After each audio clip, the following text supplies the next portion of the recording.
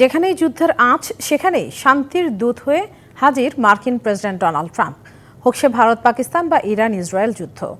4 দিন ধরে চলা থাইল্যান্ড কম্বোডিয়া সীমান্ত সংঘর্ষেও শান্তির বার্তা নিয়ে হাজির হয়েছেন মার্কিন প্রেসিডেন্ট।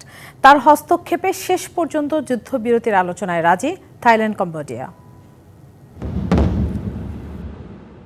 থাইল্যান্ড কম্বোডিয়ার বিরোধপূর্ণ সীমান্তের প্রিয়াহ বিহার মন্দির ঘিরে 4 দিন ধরে চলছে সংঘর্ষ।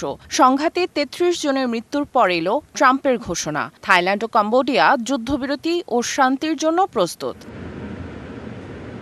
স্কটল্যান্ড সফরে রয়েছেন ট্রাম্প। সেখানে থাইল্যান্ড ও কম্বোডিয়ার প্রধানমন্ত্রীর সঙ্গে ফোনে কথা বলেন তিনি। পরে নিজের সামাজিক মাধ্যম ট্রুথ সোশ্যালে ট্রাম্প জানান, যুদ্ধবিরতি কার্যকরে শিগগিরই আলোচনায় বসতে সম্মত থাইল্যান্ড ও কম্বোডিয়া। ট্রাম্প জানান, থাইল্যান্ড শান্তি চায়। কম্বোডিয়ার কাছে সেই বার্তা পৌঁছে দেন তিনি। থাইল্যান্ডের ভারপ্রাপ্ত প্রধানমন্ত্রী ফুমথাম ওয়েচায়াচাইও ট্রাম্পকে বলেন, যুদ্ধবিরতি প্রস্তাবে সম্মত থাকলেও কম্বোডিয়ার পক্ষ থেকে আন্তরিকতা দেখতে চান। তবে থাইল্যান্ড কম্বোডিয়াকে আলোচনার টেবিলে বসাতে রাজি করার পেছনে ট্রাম্পের তুরুপের তাস হয়ে ওঠে মার্কিন শুল্ক ইস্যু। যতদিন না থাইল্যান্ড কম্বোডিয়া যুদ্ধ বন্ধ করছে, ততদিন হোয়াইট হাউস দুই দেশের সাথে কোনো বাণিজ্য আলোচনা করবে না বলে জানিয়ে দেন ট্রাম্প।